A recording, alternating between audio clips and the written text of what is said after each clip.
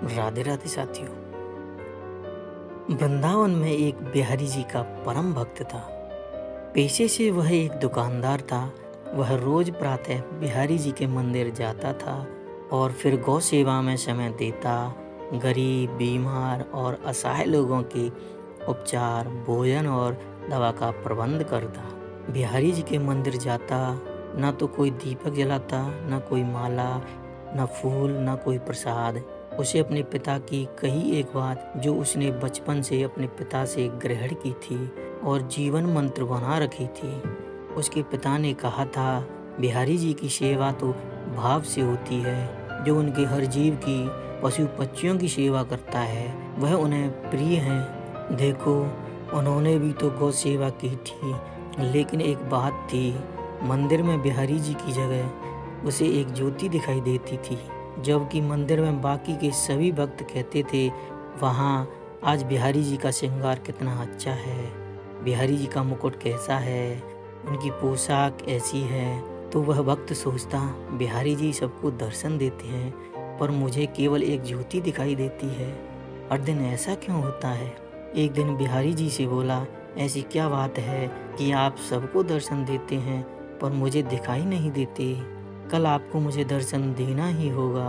अगले दिन फिर मंदिर गया। फिर बिहारी जी उसे ज्योति के रूप में दिखाई दिए और बोला, बिहारी जी, अगर तुमने मुझे अपने दर्शन नहीं दिए तो मैं जमुना में डूब कर मर जाऊंगा। उसी रात में बिहारी जी एक कोढ़ी के सपने में आए जो कि मंदिर के रास्ते में बैठा रहता था और बोले, तुम्हें अपना कोढ़ ठीक करना है। वह कोढ़ी बोला, हाँ भगवान। बिहारी जी बोले, तो कल यहाँ से मेरा एक भक्त निकलेगा, तुम उसके चरण पकड़ लेना, तब तक मत छोड़ना जब तक वह ये न कह दे कि बिहारी जी तुम्हारा कोढ़ ठीक करें। कोढ़ी बोला, पर प्रभु, यहाँ तो रोज बहुत से भक्त आते हैं, मैं उन्हें पहचानूंगा कैसे? भगवान ने कहा, जिनके पैरों से तुम्हें प्रकाश निकलता दिखाई दे वही मेरा वह भक्त है।